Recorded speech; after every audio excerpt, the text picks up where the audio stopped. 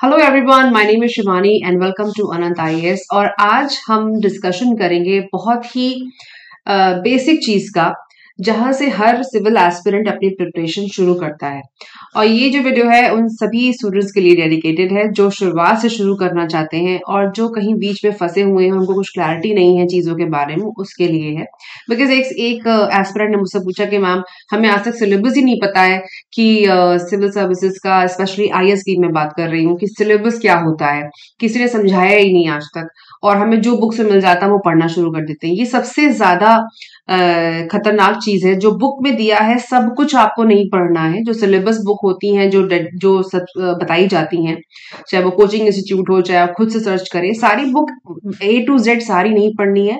आपको सिलेबस के according topic wise अपनी प्रिपरेशन करनी है। तो इसलिए मैंने सोचा कि मैं एक डेडिकेट वीडियो सभी एस्पिरेंट्स के लिए बनाऊंगी, जिनको थोड़ी क्लैरिटी आ जाए कि एक्चुअली उनको कैसे प्रिपरेशन शुरू करनी है। तो इसलिए मैंने ये 2021 का वो पीडीएफ फाइल है सिलेबस की, जो वहां पे यूपीएससी की वेबसाइट पे अवेलेबल। मैं आपको दिखा दूं स्टार्टिंग से कि देखिए, ये 2021 का नोटिफिकेशन यहाँ पे दिख रहा है, और इसलिए मैंने इसको डाउनलोड किया है यूपीएससी की वेबसाइट से। आप भी डाउनलोड कर सकते हैं। और अपनी एलिजिबिलिटी क्राइटेरिया, एज, आप किस पोजीशन के लिए अप्लाई करना चाहते हैं, क्योंकि सिर्फ आईएएस ही नहीं, आईएफएस, आईईएस, आईआरएस, बहुत सारी पोजीशंस होती हैं, उस पर आप अप्लाई कर सकते हैं। तो नोटिफिकेशन को डिटेल में पढ़ना चाहिए जब भी आप अप्लाई करें, अपने एलिजिबिलिटी के हिसाब से, अपने अटेम्प्ट्स के हिसाब से। और सिलेबस की जहां तक बात है, हमेशा सिलेबस आप यूपीएससी की इसी फाइल से रेफर करें। इससे आपको हेल्प भी मिलेगी और कभी कोई मिस्टेक नहीं होगी, सबसे बड़ी बात, ठीक है, चाहे वो प्री हो चाहे वो मेंस हो। सो प्री में समझते हैं कि एग्जामिनेशन टाइमलाइन क्या है, एक्चुअली फॉर्मेट क्या है। प्रीलिम्स हमारा, हमको पता है कि पहले प्री देना पड़ता है, फिर मेंस और इंटरव्यू। प्री में हमारे दो पेपर होते, दो कंपलसरी पेपर होते 200 मार्क्स के, जिसमें जो मल्टीपल चॉइस क्वेश्चंस के हैं, जिसमें पहला पेपर GS1 और GS2, जिसमें general studies paper 2 of civil services prelims will be a qualifying. जो पेपर 2 है वो क्वालिफाइंग मार्क पेपर होता है, और 33% मार्क्स आपको लाने होते हैं। पेपर हिंदी इंग्लिश दोनों में होता है, and detail of the syllabi are indicated in part A of section 3। और डिटेल सिलेबस अभी हम समझेंगे। उसके बाद आपको मेंस देना होता है। तो पार्ट ए हमारा है प्रीलिम्स, पार्ट बी है हमारा मेंस एग्जामिनेशन, और उसमें क्वालिफाइंग पेपर्स होते हैं। इसको भी क्वालिफाइंग पेपर्स ही कहा जाता है, बिकॉज इसमें आपका जो स्पेसिफिक कोई जो कट ऑफ होती है वो मेंस एग्जामिनेशन के बाद ही पता चलती है। और ये प्री के लिए भी ऐसा ही है, लेकिन यहाँ पे अगर आप देखो कि इन्होंने सिर्फ ये लैंग्वेज यूज करी है कि जो सेकंड पेपर है उसका क्वालिफाइंग मार्क्स उन्होंने पहले से डिक्लेयर कर दिए 33%। अगर 33% आप हिट करते हो तो दोनों ही, इस पेपर में आप पास हो जाओगे 33% के साथ, और पहले वाले में आपको कट ऑफ हिट करनी पड़ेगी, क्योंकि यहाँ पे कोई मेंशन नहीं है कि फर्स्ट वाले पेपर में आपको कितने मार्क्स लाने हैं। ठीक है। नाउ मेंस में भी क्वालिफाइंग पेपर्स है, पेपर ए, बी, उसके बाद आप देखेंगे कि आपके ऑप्शनल पेपर्स भी होते हैं इसमें। तो समझ लेते हैं कि करके, one of the Indian languages to be selected by candidate from languages included in 8th schedule of constitution, 300 marks का पार्ट ए। पार्ट बी आपका इंग्लिश का 300 मार्क्स का। Now papers to be counted for merit, जो आपकी merit में count होंगे, आपके main papers में काउंट माने जाएंगे। क्वालिफाइंग पेपर्स वो हैं जो आपके लैंग्वेज से कनेक्टेड हुए, और आपके इंग्लिश वाले पेपर क्वालिफाइंग माने जाएंगे। और जो आपके मार्क्स काउंट होंगे, जो आपके इंटरव्यू में के मार्क्स के जुड़ने के साथ चलेंगे आगे और आपकी मेरिट में काउंट होंगे, वो पेपर होगा आपका पेपर 1 ऐसे का, जो 250 मार्क्स का होगा। ठीक है। नाउ पेपर 2 आपका होगा जनरल स्टडीज का 1, जो हम कहते हैं जनरल स्टडीज 1, और ये पेपर होगा 250 मार्क्स का। यहाँ पे लाइन लिखिए, government strives to have a work force which reflects gender balance and women candidates are encouraged to apply. Government policy के हिसाब से है। सो जनरल स्टडीज में पहली जो सब्जेक्ट हमारे, जो पहला पेपर जनरल स्टडीज 1 कहा जाता है, उसमें Indian heritage, culture, history and geography of world and society आता है। ये एक बहुत ही वेग सिलेबस यहाँ उन्होंने बताया कि ये चीजें पूछी जाती हैं। उसके साथ जनरल स्टडीज पेपर अब paper three general studies 2 paper. तो हमेशा कभी कंफ्यूज मत होइएगा कि अगर पेपर 3 है तो पेपर 3 कुछ और है। यूजुअली क्या होता है कि जनरल स्टडीज के 4 पेपर ही हर कोई बोलता है, पेपर 1 2 3 4, उसके पेपर के डिवाइड अलग अलग है, लेकिन पेपर 4 ही काउंट होते हैं। तो जैसे कि आपने यहाँ पे देखा, देखिए आपने यहाँ पे देखा पेपर ए और बी क्या है, वो क्वालिफाइंग नेचर के हैं, तो इनको 1 2 3 काउंट नहीं किया जा सकता। उसके बाद papers to be count for merit, paper 1 जो है वो ऐसे का पेपर है, ठीक है। पेपर जिसको पेपर 2 अलग पूरा सेग्रीगेशन कर दिया गया है, खत्म, पेपर ए खत्म ऐसे। Now paper 2 which is two ऐसे आपका 250 मार्क्स का हो गया ना। पेपर 2 में आता है जनरल स्टडीज 1, ठीक है। तो पेपर 2 का जो पहला पार्ट है, जो पहला ही पार्ट है GS1, और वही पार्ट है paper 2 is for GS1, 250 marks. Now paper 3 general studies 2 कहा जाता है उसको, और वो भी 250 मार्क्स का होता है। उसमें आता है governance, constitution, polity, social justice and international relations. ये भी एक बड़ा वेग पिक्चर है, उसको बाद में डिटेल में समझेंगे। उसके बाद पेपर 4 में हमारा जो general studies, paper 4 general studies 3, इसको कहते हैं जो ये 250 मार्क्स का होता है, कहते नहीं 2 होता है।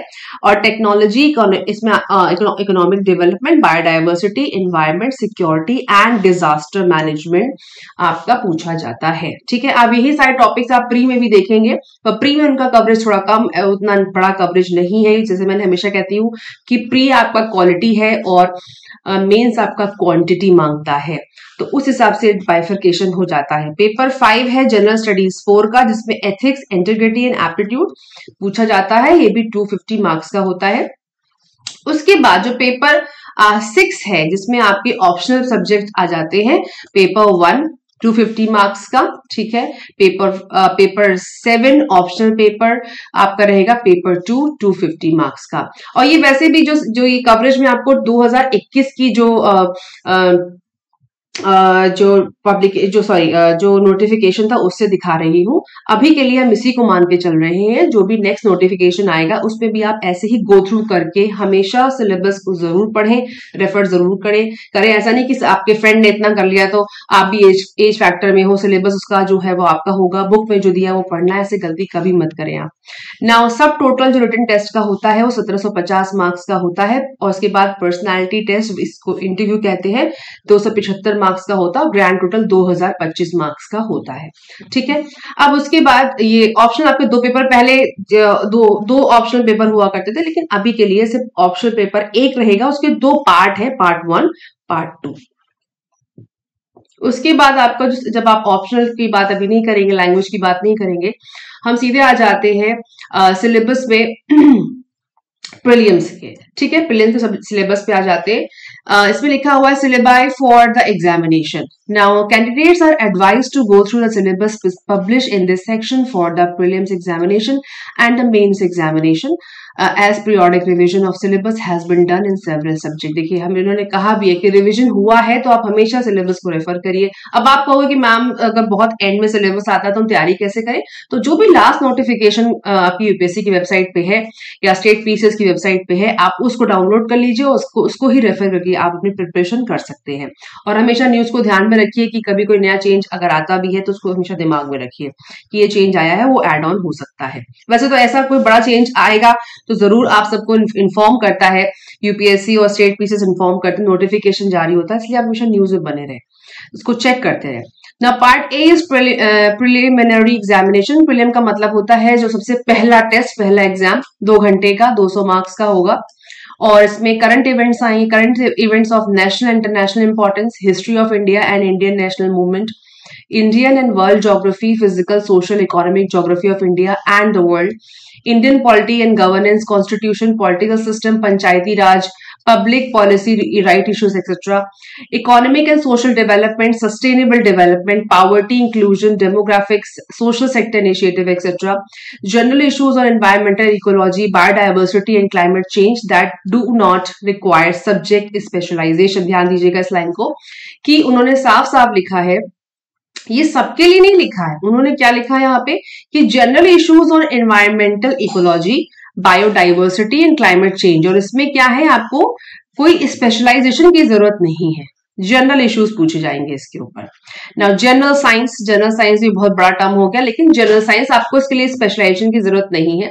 जिनका ऑप्शनल ऑलरेडी इन्वायरमेंटल साइंस का है या आपका साइंस है ऑलरेडी, उनके लिए एक बेनिफिट है। और इस तरह से तो यहाँ पे जिनका हिस्ट्री है उनको बेनिफिट है, जिनका ज्योग्राफी है उनको बेनिफिट है। तो प्री का मतलब ये कि जो मेंस की तैयारी आप कर रहे हैं उसी से जुड़ी हुई तैयारी आपकी प्री की होनी चाहिए, जहां पे टॉपिक्स कवर होते चले। और जब आपका पेपर आए उसमें 2-3 महीने पहले आप रिविजन स्टार्ट कर दें, सो दैट कि प्रीलिम्स का जो भी आपका टॉपिक्स हैं, क्वेश्चन पेपर जो आप सॉल्व करते हैं वो फिक्स होते चले। पेपर 2 में क्या है, कॉम्प्रिहेंशन है आपका, interpersonal skills and including communication skills भी आपका उसमें आता है, जिसमें आपके कॉम्प्रिहेंशन क्रिएट किए जाएंगे। केस स्टडीज भी आती हैं, बहुत डिटेल में तो नहीं आती, लेकिन यस बहुत बड़े बड़े कॉम्प्रिहेंशन होते हैं, उनको फिक्स करना होता है।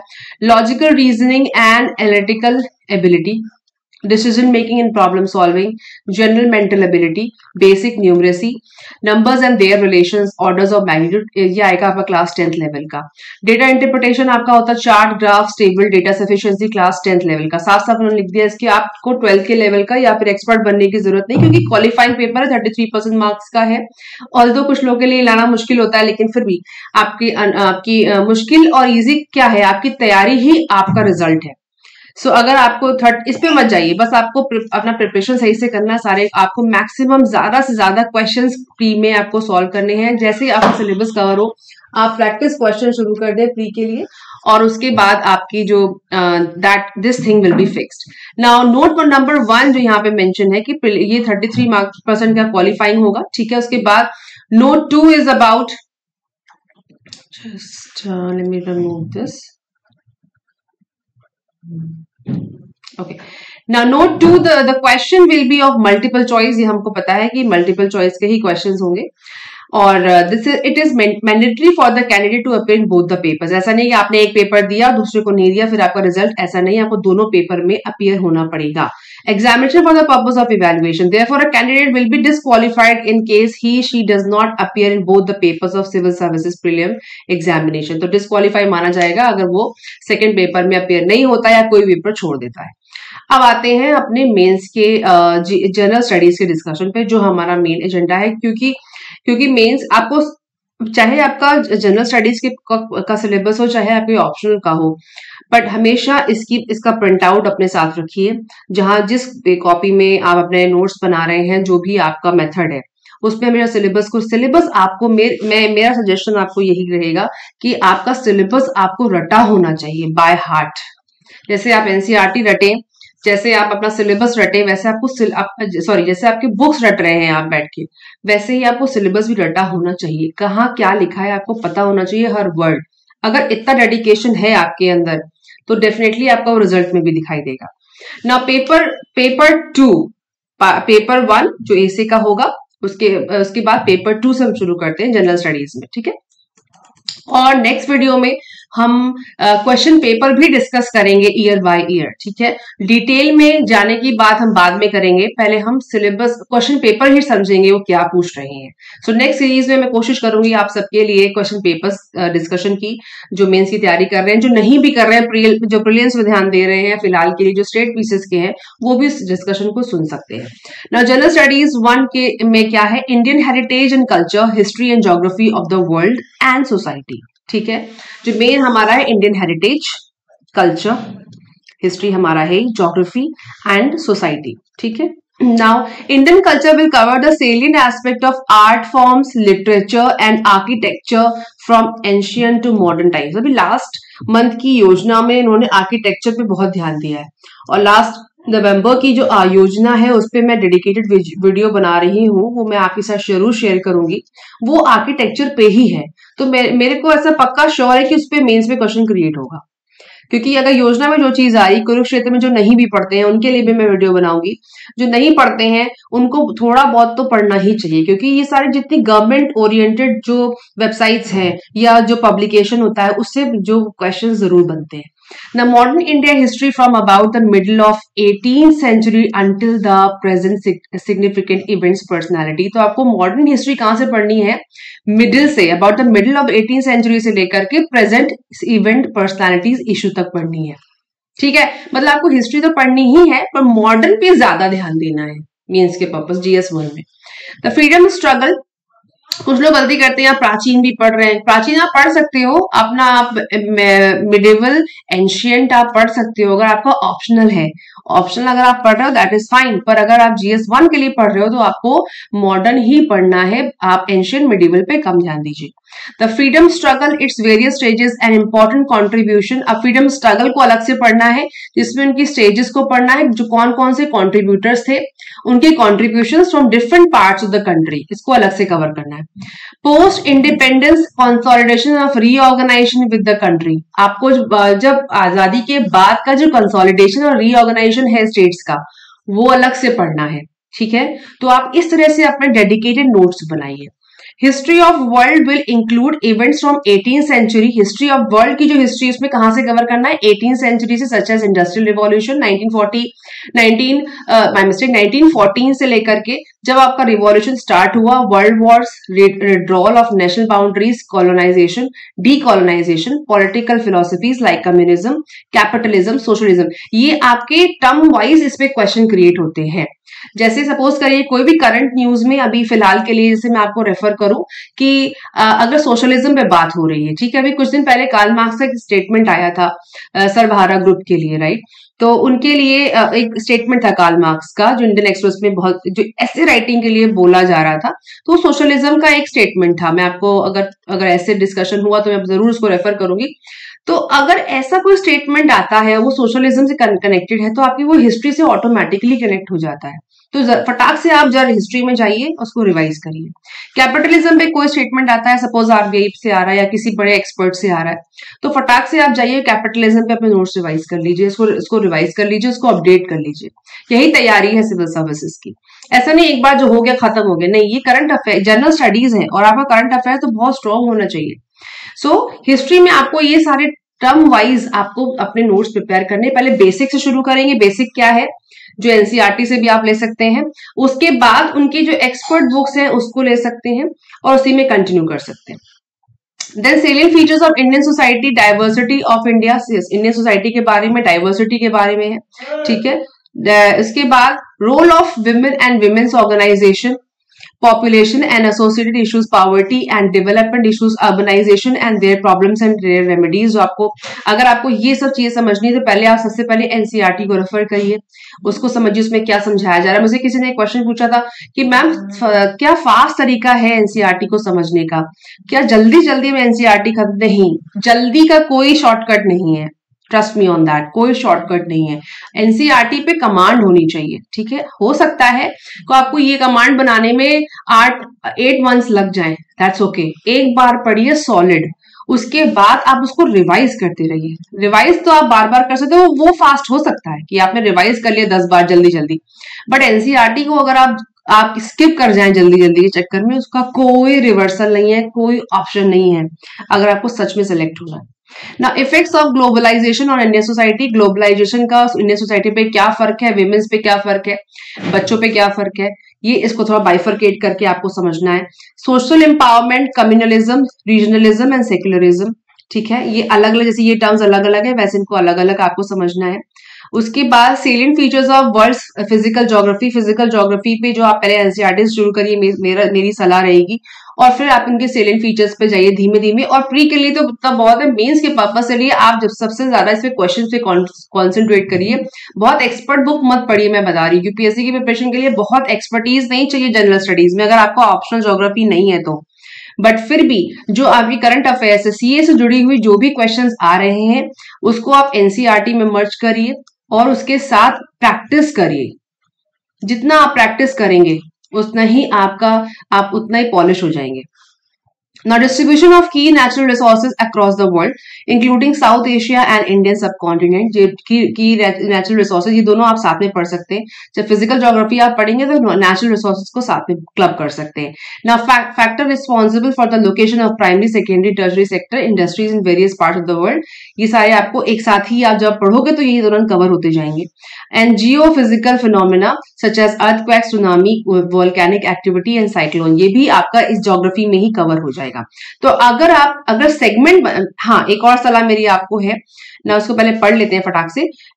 इसके बाद geographical features and their location changes in critical geographical features including water bodies, ice caps and flora and fauna and the effects of such changes. So मेरी आपको सलाह रहेगी कि जब भी आप सिलेबस उठाएं, हाँ चला गया, ओके। सो जैसे कि आप सिलेबस उठाएं, सबसे पहले सिलेबस को आप पढ़ने के बाद उसको कैटेगराइज कर लीजिए। कैसे? जैसे आपने मॉडर्न हिस्ट्री, फ्रीडम स्ट्रगल और पोस्ट इंडिपेंडेंस का एक सेगमेंट बना लिया ए। मतलब आपको इसको साथ में पढ़ना है, इसके साथ में नोट्स बनाने हैं और साथ में ही इसको रिवाइज करना है, ठीक है। इसको जरा मैं रेड से कर लेती हूँ। तो आपने ए बना लिया। उसके बाद आपने देखा कि वर्ल्ड हिस्ट्री को, जो आपका कल्चर इंडियन कल्चर है, उसको आपने इसको अलग रख लिया, इसको आपने बी में कवर कर लिया। ये मैं इंडियन कल्चर को मैं अलग से पढ़ूंगा या पढ़ूंगी। उसके बाद Indian society, role of women organisation, इन सब चीज, इंडियन सोसाइटी डाइवर्सिटी को आपने यहां मर्ज कर दिया, ठीक है। और इसके साथ इंडियन सोसाइटी को यहां तक ले आए। ये आपका सी का पार्ट हो गया। मतलब जब आप इंडियन सोसाइटी पढ़ेंगे तो वुमेन, तो आप उसके साथ साथ अदर इश्यूज को भी पढ़ेंगे, पॉवर्टी और ऑर्गेनाइजेशन को पढ़ेंगे तो आपको ज्यादा समझ में आएगा। उसके साथ सोशल एम्पावरमेंट, कम्युनलिज्म को आप जो ये चीज है जो यहाँ पे, उसको भी आप यहाँ पे इंडियन कॉन्टेक्स्ट में मर्ज कर सकते हैं, इंडियन सोसाइटी के कॉन्टेक्स्ट में, ठीक है। इसको मर्ज कर सकते हैं। तो इसके आप इतने और ज्योग्राफी अपने आप में है ही सी डी, यस। तो आपके 4 पार्ट हो गए ए बी सी डी, जिसमें आपने क्या बनाया, सॉरी फॉर दैट, ओके। सो आपने क्या बनाया, फ्रीडम स्ट्रगल वाला आपने हिस्ट्री का एक पार्ट बनाया ए, आपने इंडियन कल्चर का एक पार्ट बनाया बी, उसके बाद सोसाइटी का आपने एक अलग पार्ट बनाया विच इज सी, जो मैंने आपको यहाँ बताया, और ज्योग्राफी का एक पार्ट बनाया। तो एक जीएस के 4 पार्ट हो गए। इस तरह आप सेगमेंट बना लीजिए हर पेपर का, तो आपको अप्रोच करने में आसानी रहेगी। अब आते हैं कि आप बुक से पढ़ते हैं और जो शुरुआत से आखिर तक सब पढ़ते हैं, वो कभी मत कीजिए ऐसे। अगर आप चलेंगे तो हमेशा आपको सिलेबस भी कवर होगा, टाइम से कवर होगा और कंफ्यूजन भी नहीं रहेगा। अब आते हैं पेपर 3 पे। पेपर 3 जनरल स्टडीज का paper 3 under paper 2 under paper 3, ठीक है। जनरल स्टडीज का जो हमारा मेजर पार्ट कवर होता है पॉलिटी और सोशल जस्टिस, जिसमें गवर्नेंस आया, कॉन्स्टिट्यूशन आया, पॉलिटी, जिसमें हम पॉलिटी बोलते हैं पर इसमें ये सारी चीजें हैं, governance, constitution, polity, social justice and international relations, ठीक है। इंडियन कॉन्स्टिट्यूशन का डिटेल में आपको समझना है, अमेंडमेंट्स, फीचर्स, जो हम लोग लक्ष्मीकांत को रेफर करते हैं। पर एक बात याद रखिएगा कि लक्ष्मीकांत जो है वो मेंस के लिए उतना इफेक्टिव नहीं है, उसके लिए आपको और स्टडी मटेरियल को रेफर करना चाहिए एज पर जो भी आप कोचिंग या जो भी बुक्स आप रेफर करते हैं। इस पे अगर आप कहेंगे तो मैं अलग से आपको डेडिकेट वीडियो बना दूंगी, लेकिन फिलहाल के लिए मेंस की जो प्रिपरेशन है वो आपकी प्री की बुक से पूरी होगी, ऐसी कोई गारंटी नहीं, मैं ये कहना चाह रही हूँ। तो कभी इस पे मतलब ज्यादा रिलाई ना करते हुए अपने एक्सपोजर को बढ़ाइए मेंस के सिलेबस को कवर करने के लिए। ना function and responsibility of the union and the state, issues and challenges pertaining to the federal structure, devolution of powers and finances up to local levels and challenges therein। तो उसमें क्या है कि यूनियन और स्टेट के बीच में जो connectivity है, जो कॉन्स्टिट्यूशन में डिफाइन की गई है, उनके फंक्शंस, उनके रिस्पॉन्सिबिलिटीज, उसको समझना है। तो पहले तो बेसिक क्या है इंडियन कॉन्स्टिट्यूशन का वो समझना है। उसके बाद स्टेट और यूनियन के कॉन्टेक्स्ट में उनकी जो चैलेंजेस है, ये रिस्पॉन्सिबिलिटीज है, पावर बाइफर्केशन है, डिस्ट्रीब्यूशन ऑफ पावर है, वो समझना है। उसके बाद सेपरेशन ऑफ पावर्स बिटवीन, ये वही चीज है, ये कनेक्टेड है। सो जिनका रिड्रेसल इशू है, जो मैकेनिज्म है इंस्टीट्यूशंस का, वो समझना है।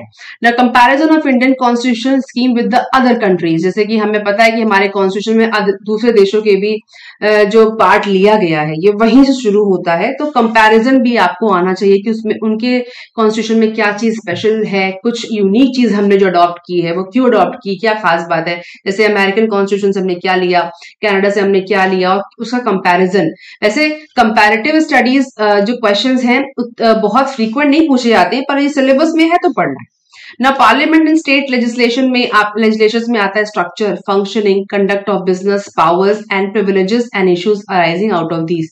सो स्टेट लेजिस्लेचर, जो पार्लियामेंट से जुड़े हुए जो स्टेट लेजिस्लेचर है, उनकी फंक्शनिंग क्या है। मतलब पार्लियामेंट की तो सुप्रीम है, वो तो पावर बनाएगा, वो तो लॉ बना सकती है, बट स्टेट लेजिस्लेचर के कॉन्टेक्स्ट में क्या स्ट्रक्चर है, क्या फंक्शनिंग है, क्या पावर है, उसको समझना है।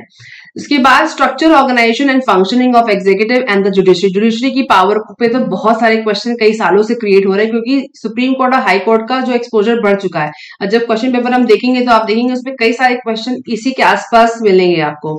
Ministries and department of government, pressure groups and formal informal associations and their role in polity. ठीक है, now salient features, yes it is very important. अभी डिलिमिटेशन हुआ है असम में, तो हमारा पीपल रिप्रेजेंटेशन का जो एक्ट है और इलेक्शन कमीशन की जो रिस्पॉन्सिबिलिटीज हैं उसके अंदर में उसको हाईलाइट करते हुए आपको उसको समझना है। Appointments to various constitutional post, powers, functions and the responsibility of various constitutional bodies. सारे जितने भी कमीशन है, जितने एक्ट बनते हैं, जो भी commission quasi judicial, non quasi या फुल्ली, सारे सेकंड लाइन में लिखा भी हुआ है, statutory, regulatory, various quasi judicial bodies, इन सबको आपको समझना है इनका अपॉइंटमेंट कैसे होता है, कॉन्स्टिट्यूशनल पोस्ट का, नॉन कॉन्स्टिट्यूशनल दोनों का। जो स्टैट्यूटरी है, रेगुलेटरी, इसमें फर्क क्या होता है, क्वाजाई जुडिशियल बॉडीज कौन सी होती हैं उसके बारे में। Then government policies and interventions for development various sectors and issues arising out of design and implementation. जो गवर्नमेंट पॉलिसीज हैं उनके एंड इंटरवेंशन फॉर डेवलपमेंट, जो गवर्नमेंट पॉलिसीज हैं और डेवलपमेंट की वजह से जो इंटरवेंशन होता है, जैसे आपको सुना होगा मनरेगा में उन्होंने अटेंडेंस कर दी, इलेक्ट्रॉनिक अटेंडेंस अभी ऐड कर दी है। तो इस तरह की जो इंटरवेंशन होते हैं वेरियस सेक्टर में, उससे जो इश्यू अराइज होते हैं उसके बारे में। Now development processes and development,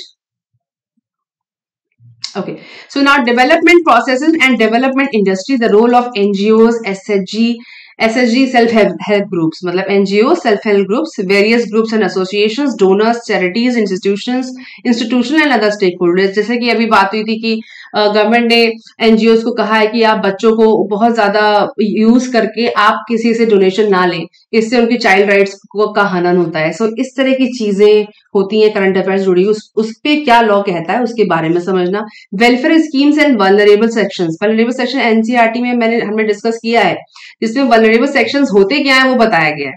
तो हमेशा शुरुआत कीजिए of population by the centre and state and the performance of these schemes, mechanism, law, institutions and bodies constituted for the protection and betterment of these vulnerable sections। अब vulnerable sections क्या होते हैं, पहले यही बेसिक क्लियर होना चाहिए ना। issues relating to development and management of social sector, services relating to health, education and human resources। development किसके रेफरेंस में, social sector, services relating to health and education and human resources. ठीक है, because हम बात करते हैं ना human capital formation की, उसमें सारी चीजें अपने आप आ जाती हैं। Now issues relating to poverty and hunger, अभी हमने पॉवर्टी, हमारे पास अभी डेटा आया हुआ है कि हमारा अनएम्प्लॉयमेंट बढ़ रहा है। अगर अनएम्प्लॉयमेंट बढ़ेगा तो उसके साथ साथ चीजें अपने आप कॉन्सिक्वेंशियल बढ़ेंगी, गरीबी बढ़ेगी, क्योंकि जब आदमी के पास जॉब नहीं होगी तो वो कमाएगा कैसे। ये तो मैं आपको कनेक्शन बता रही हूँ, पर इश्यूज जो होते हैं पॉवर्टी हंगर से जुड़े हुए इश्यूज को ध्यान से पढ़ना है और वो लॉ क्या कहता है उसको लेके चलना है। Then important aspect of governance, transparency and accountability, e governance. Ethics के पेपर में ये चीज बहुत हेल्प करती है, जो पेपर 4 है अपना। Model, successes, limitations and potential citizen charters, transparency and accountability and institutional other measures. इसके लिए स्पेसिफिक कोई आपके स्पेसिफिक बुक्स आती हैं जो बहुत सारे कोचिंग इंस्टीट्यूट वाले प्रोवाइड करते हैं, जिसमें सारे टॉपिक ऑटोमेटिकली कवर हो जाते हैं। आप उसके लिए डेडिकेटेड अलग से इसकी प्रिपरेशन करिए और जो भी करंट अफेयर्स से जुड़े टॉपिक्स हैं उसमें ऐड करते चलिए।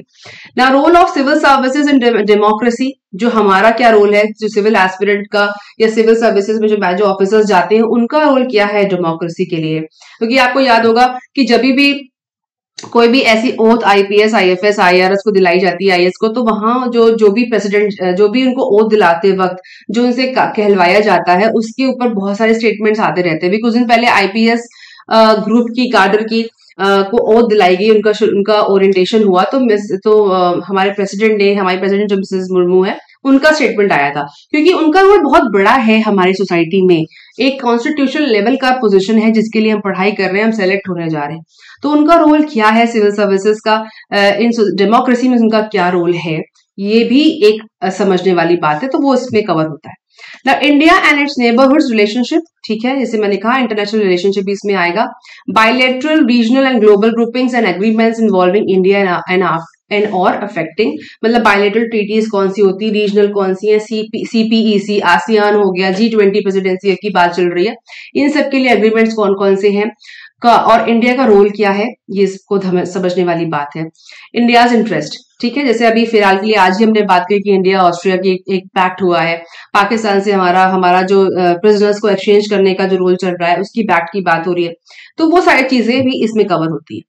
Effects of policies and politics of developed and developing countries in India's interest and Indian diaspora पे तो जरूर ध्यान दीजिए, बिकॉज आप देखिए हर साल कितना एनआरआई जो हमारे नॉन रेजिडेंट इंडियंस हैं हमारे इंडिया में क्या बेचते हैं, कितना रेमिटेंस करते हैं, तो उनका रोल तो है ही, कितने हम इंडियंस हमारे बाहर जाके काम करते हैं और अपने देशवासियों को, हम उनके रहने वालों को कितना फंड हर साल भेजते हैं।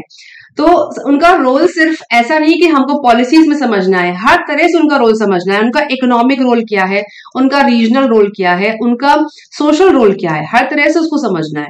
सो politics of developed and developing countries दोनों ही कॉन्टेक्स्ट में इंडियन डायस्पोरा की क्या इमेज है और उसको कहते क्या है, उनका काम क्या है, ये भी समझना है ना। Important international institutions, agencies and fora, their structure and mandate. So international institutions की बात हम करें, WHO सबसे पहले, UN की बात होती है, WTO की बात होती है, वर्ल्ड बैंक की बात होती है।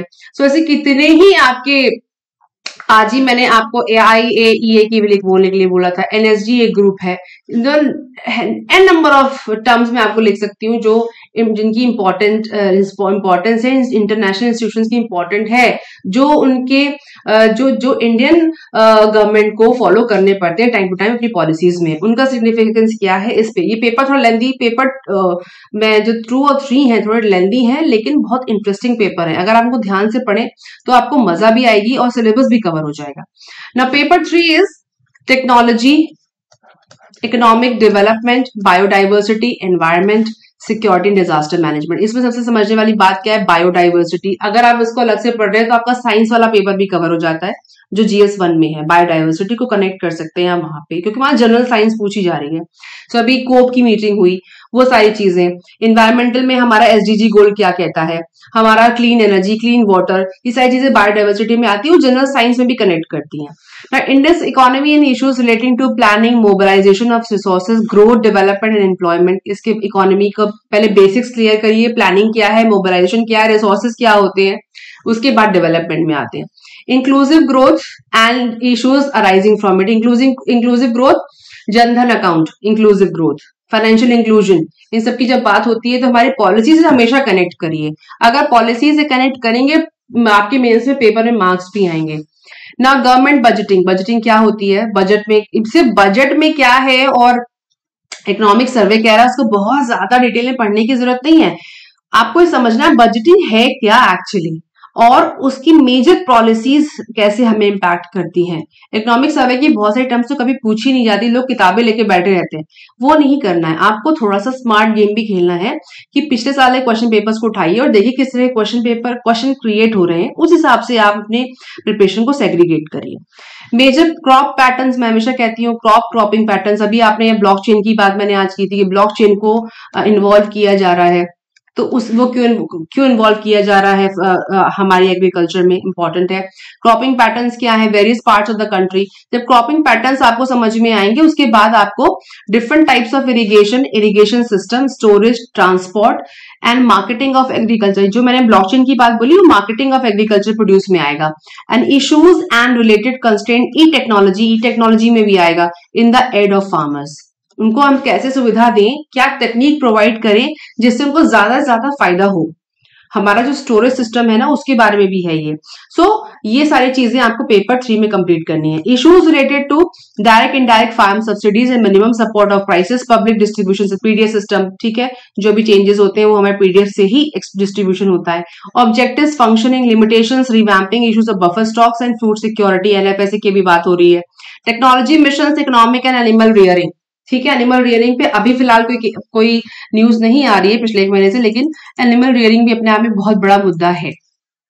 Now food processing and related industries in India, scope and significance, location, upstream and downstream requirements, food processing में supply chain management, ठीक है। Now land reforms in India, जो शुरुआत से लेकर अभी तक के land reforms की जरूरत क्यों है, कौन कौन से land reforms होते हैं और अभी फिलहाल के लिए उसका करंट अफेयर्स में क्या सिग्निफिकेंस है। इस GS के पेपर करंट अफेयर से ही कनेक्ट करने हैं आपको हमेशा। Effects of liberalization of the economy, changes in industrial policy and their effects on industrial growth, infrastructure, energy, ports, roads, airport, railway etcetera. इस पे तो रोज ही न्यूज आती है, कहीं कोई पोर्ट बन रहा है, रोड बन रही है, हाईवेज बन रहे हैं। अभी हमारा वाटरवे बन रहा है जिसका अभी इनॉग्रेशन हो 13 जनवरी को शुरू होना है। सो उस ये सब चीजें तो आएंगी ही आएंगी, आपको अपने आप को अपडेट करना है। इन्वेस्टमेंट मॉडल्स कौन से, इसमें सबसे पहले आता है पीपीपी। इसको समझना जरूरी है, पीपीपी क्या मॉडल है, इस पे लास्ट ईयर सवाल बना है। Now science and technology developments and their application and effects in everyday life. Achievements of Indian in science and technology. अभी साइंस सबमिट हुई है, शायद इनॉग्रेशन किया है उसका। Science submit, I am not wrong, science submit शुरू हुई है, अगर वो कल परसों की न्यूज में आएगा। सो साइंस सबमिट कहाँ हो रही है, या फिर indigenisation of technology and developing new indigenisation का मतलब होता है अपने देश में बनाने वाली तकनीक की बात हो रही है, हम जो खुद बना रहे हैं उसके बारे में, और नई तकनीक को जो बना रहे हैं उसके बारे में। Awareness in the fields of IT, space, computers, robotics, nano technology, biotechnology and issues relating to intellectual property rights, IPR की जो बात होती है, जैसे हम जीआई टैग की बात, अभी जीआई टैग आ रहे हैं बहुत सारे। नैनो टेक्नोलॉजी में बात करते हैं हम लोग, रोबोटिक्स की बात कर रहे हैं, एआई की बात हो रही है, राइट। अभी फिलहाल के लिए आपका अभी आज ही डीप फेक्स की बात, डीप फेक्स मैंने आज ही के डिस्कशन में आपसे शेयर किया। डीप फेक्स क्या होता है, डार्क पैटर्न्स क्या होते हैं, ये सारा आईटी में कवर होता है। Conservation, environmental pollution and degradation, environmental impact assessment, EIA। Environmental impact assessment हमेशा वेस्टर्न घाट की जो मिस्टर माधव गाडगिल की जो रिपोर्ट है उसमें EIA का मुद्दा उठाया कि एक्चुअली उनका इम्पैक्ट क्या होगा, जो चेंजेस वहां किए जाएंगे, करे जा रहे हैं, उसका एनवायरमेंट पे क्या इम्पैक्ट होगा। Disaster and disaster management, linkages between development and spread of extremism, role of external state and non-state actors in creating challenges to internal security। अगर आपको याद होगा कर्नाटका और महाराष्ट्र का डिस्प्यूट जो चल रहा है वो इंटरनल सिक्योरिटी में बाधक हो सकता है, तो इस तरह की स्टेट और नॉन स्टेट एक्टर्स की भी बात होती है। स्टेट तो है ही, और नॉन स्टेट एक्टर्स जो स्टेट्स के नहीं है, हमारी कंट्री के नहीं है, पर हमारी इंटरनल सिक्योरिटी में बाधक है, उनकी बात भी हो रही है। Now challenges to internal security through communication networks, role of media and social networking sites in international security. चाहे डीप फेक्स जो आज ही बात की मैंने, वो आपका यहाँ कवर हो जाएगा। Basic of cyber security, money laundering and prevention. Cyber security पे तो आजकल कितनी धूम मची हुई है, सो वो डेफिनेटली क्वेश्चन क्रिएट होगा जो आपका सिलेबस में है, ये सब सिलेबस से जुड़ा हुआ है। नाउ अब आते हैं फटाक से, अच्छा अभी इसका रह गया है security challenges and there management border areas. अरे वाह, ये तो जी हाँ, सिक्योरिटी चैलेंजेस, LAC का जो मुद्दा चल रहा है, right. Linkages of organize crime with terrorism, ठीक है, ये तो अभी हम लिंक, और उनका लिंक क्या है ऑर्गेनाइज क्राइम से और टेररिज्म से, ठीक है। जो अभी फिलहाल की न्यूज में अभी चल ही रहा है वो मुद्दा ही कवर हो रहा है, जो पाकिस्तान से हमारे टेररिज्म की जो बात हो रही है, LAC पे जो मुद्दा क्रिएट हुआ है। Various security forces and agencies and there mandate. Security forces कौन कौन सी हैं, BSF हो गया हमारा, आर्म्ड फोर्सेज हो गई हमारी, LAC पे जो हमारी, इसके अलावा जितनी हमारी जो आपकी आर्मी, हमारी नेवी और इंडियन एयरफोर्स की बात हो रही है, सारी हमारे इसी में कवर हो जाती है ना। पेपर 5 जो हमारा एथिक्स और इंटीग्रिटी एप्टीट्यूड का पेपर है, ये जो भी आप इन सारे पेपर्स में पढ़ते हो ना, उन सबका एग्जीक्यूशन है, ऐसे मानिए आपकी जो पर्सनालिटी है उसका प्रेजेंटेशन है पेपर 4। इसमें कह रहे हैं this paper will include questions to test the candidates attitude and approach to issue related to integrity, probity in public life and his problem solving approach to various issues and conflicts faced by him in dealing with society। आपने जो पढ़ा वो तो ठीक है, लेकिन आप real time में जो प्रॉब्लम सॉल्व करते हैं इंटीग्रिटी के साथ, प्रोबिटी के साथ, एक्टिवनेस के साथ जो डील करते हैं, उसका प्रेजेंटेशन है ये paper. The questions may utilize the case study approach to determine these aspects। कौन कौन से, एथिक्स एंड ह्यूमन इंटरफेस, जिसको आप एथिक्स एंड ह्यूमन एक्शंस, आपकी एथिक्स क्या कहते हैं, आपकी ह्यूमन एक्शंस पे, क्योंकि लोग ऐसे होते हैं कहते कुछ है करते कुछ है, तो इस पेपर से वो क्लैरिटी आ जाती है। Human values, lessons from the lives and teachings of great leaders, reformers and administrators, role of family, society and education institution in including inculcating values, doctor Bhimrao Ambedkar, right, Karl Marx, या फिर आप महात्मा गांधी, पंडित नेहरू, या फिर जो बड़े बड़े लीडर्स जो हमारी ह्यूमन वैल्यूज को इम्पैक्ट करते हैं, जिनसे ग्रेट लीडर्स हुए हैं हमारे देश के, राइट। अभी फिलहाल के अभी प्रेजेंट में ही हमारा वो बहुत सारे लीडर्स के नाम, एडमिनिस्ट्रेटर्स के नाम हमारे अभी फिलहाल 2023 के लिस्टिंग में मैंने इंडियन एक्सप्रेस में देखे थे।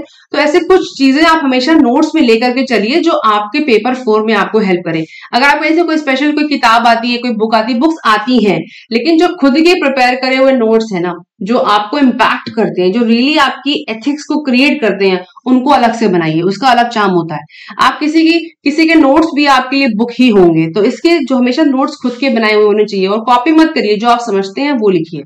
Now attitude, content, structure, functions, it influence and relations with the thought and behavior, moral and political attitude, social influence and persuasion। ठीक है। एप्टीट्यूड आपका कैसा है, आपका डेडिकेशन क्या है पब्लिक सर्विस के लिए, आपका टॉलरेंस लेवल क्या है, आप कितने कंपैशनेट हैं वीकर सेक्शन को लेके, इसके बारे में केस स्टडीज यहाँ पे आती हैं। अगर आप इससे केस स्टडीज ही पढ़ेंगे तो आपको क्लैरिटी आ जाएगी। नाउ इमोशनल इंटेलिजेंस, EI की बात हो रही है। their utilities, application in administration and governance, contribution of moral thinkers and philosophers। देखिए ग्रेट थिंकर्स थे यहाँ पे, रिफॉर्मर्स थे, और यहाँ मॉरल थिंकर्स और फिलोसोफर्स की बात हो रही from India and the world. Public civil services, values and ethics in the public administration. ठीक है, ये पब्लिक एडमिनिस्ट्रेशन का ही पार्ट है। पहले पेपर हुआ, अभी पेपर होता है, सॉरी पप्पा बैट का पेपर होता है, उसमें सारी चीजें आपको मिल जाएंगी कि प्राइवेट इंस्टीट्यूशंस क्या होते हैं, लॉ रूल्स एंड रेगुलेशन का उनका क्या सिग्निफिकेंस है, एथिकल गाइडेंस क्या चीज है, अकाउंटेबिलिटी कैसे एक्सपैंड की जा सकती है, और एथिकल गवर्नेंस क्या चीजें हैं। तो आपका बीइंग अ सिविल सर्वेंट, आपके जो एथिक्स हैं पब्लिक एडमिनिस्ट्रेशन को लेके, बिकॉज आप पबैट में ही जा रहे हो, आप पब्लिक के लिए काम करने जा रहे हो, राइट। आपकी जो अथॉरिटीज हैं वो गवर्न है ऑलरेडी, और वो एथिक्स में रह के करनी है।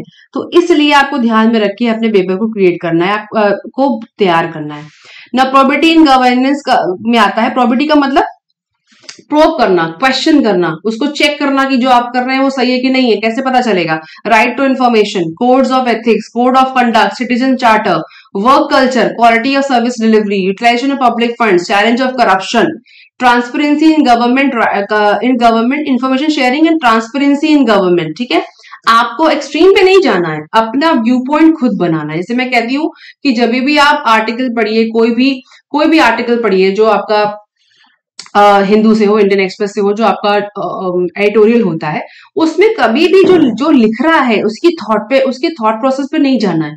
हमको सिर्फ चेक करना है कि मेरे लिए क्या इंपॉर्टेंट है। बीइंग अ सिविल सर्वेंट, मेरा एस्पेक्ट क्या होना चाहिए। कभी किसी एक्सट्रीम पे गवर्नमेंट के अगेंस्ट नहीं जाना है, किसी राइटर के अगेंस्ट नहीं जाना है, वो सब हमारा मुद्दा नहीं है। हमको क्या समझना है कि वो हमारे गवर्नेंस पे, हमारा जो गवर्नेंस है, हमारे जो एथिक्स है, उसको कैसे एक्सपैंड कर सकता है, अपनी सोच को बढ़ाना है, और नेगेटिव नहीं होना है कभी भी। क्योंकि नेगेटिव होके हम एक्सपोजर को बंद कर देते हैं। जैसे ही हम किसी के लिए बोलते हैं अरे ये चीज गलत है, वैसे सोचने का रास्ता बंद हो जाता है। कभी कोई चीज गलत नहीं होती, ना पूरी तरीके से सही होती है, उसको बस एनालाइज करना है। इसीलिए कहते हैं एनालिटिकल थिंकिंग होनी चाहिए। एनालिटिकल थिंकिंग मतलब आपको दोनों पक्ष पता हो। हमेशा सिविल सर्विसेज प्रिपरेशन में मेंस राइटिंग की मैं बात कर रही हूँ, आपका जो क्वेश्चन की प्रिपरेशन दोनों साइड की होनी चाहिए। वो आपका मतलब वो गलत भी हो सकता है और वो सही भी, दोनों पक्ष। एक डिबेटेबल टॉपिक हमेशा तैयार करिए, दोनों पक्ष, गलत और सही। समस्या का समाधान भी आपको पता होना चाहिए और समस्या क्या है वो भी पता होना चाहिए। सो ये थे हमारे 4 पेपर सिविल सर्विसेज के। उन सबके लिए जो ये कहते हैं कि मैम हमको पता नहीं क्या पढ़ना, हम बुक से पढ़ लेते हैं। सो मेरी आपसे रिक्वेस्ट है कि इसको गो थ्रू करिए, आप इसको डाउनलोड करिए यूपीएससी की वेबसाइट से, उसको डिटेल में पढ़िए। ये आप ही के लिए है, उन सभी एस्पिरेंट के लिए जो तैयारी कर रहे हैं, उसको बार बार पढ़िए, उसको प्रिंट आउट लेके सामने लगा लीजिए, बुक में रख लीजिए, ताकि कभी कोई मिस्टेक ना हो। अगर आपको ये वीडियो हेल्प करती है तो please comment me back, give me a big thumbs up, और मिलते हैं नेक्स्ट वीडियो में।